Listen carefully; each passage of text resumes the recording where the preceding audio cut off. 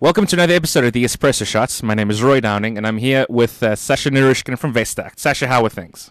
How are things? Well, I guess it's pretty dumb if you're Portuguese, but much better if you're Spanish, I Obviously. guess. But aren't they a lot more talented, though? Well, it wasn't a good game last night, though. So let's be honest. Only the one goal, which was sort of lucky. Not sort of lucky. Come on, right? They were much better skilled and much better quality players. But, Look, that's all I know don't get me about wrong. I'm a Spanish fan. David Villa, very good striker. But I don't know. It's Okay, 100%. World Cup thing. 100%, I'll take your word for it. Market-wise, what are news? Companies. There's a slew of data today. I think probably most important is ADP, non-farm employment change, and they're the people who run private payrolls.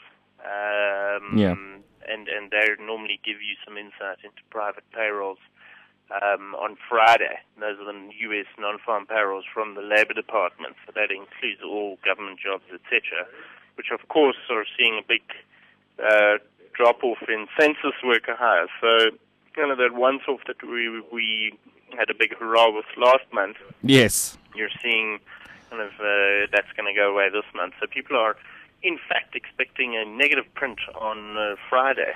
Although as we're looking here at the television screens as it stands now, you're seeing a bit of a spike in European markets got to do with an ECB auction. So I think maybe those anxieties of the ECB not participating and withdrawing, and then, of course, Spanish banks getting very anxious about their liquidity positions are perhaps being, we're seeing those easing, and that's often what happens, isn't it?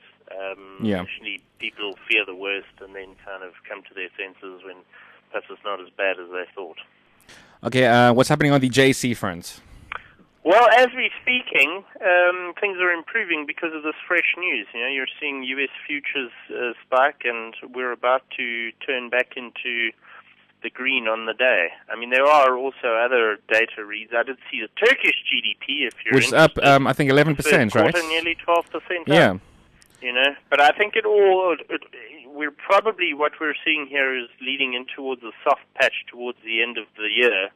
And not, one can get anxious about global growth for a little while, but I can remember towards the beginning of last year, once markets started to recover, that people were suspecting that when all the governments withdrew their stimulus and we returned to kind of business as usual, that we would be expecting a soft patch towards the second half of this year. And let's just remind ourselves, this is the last day of the first half of 2010.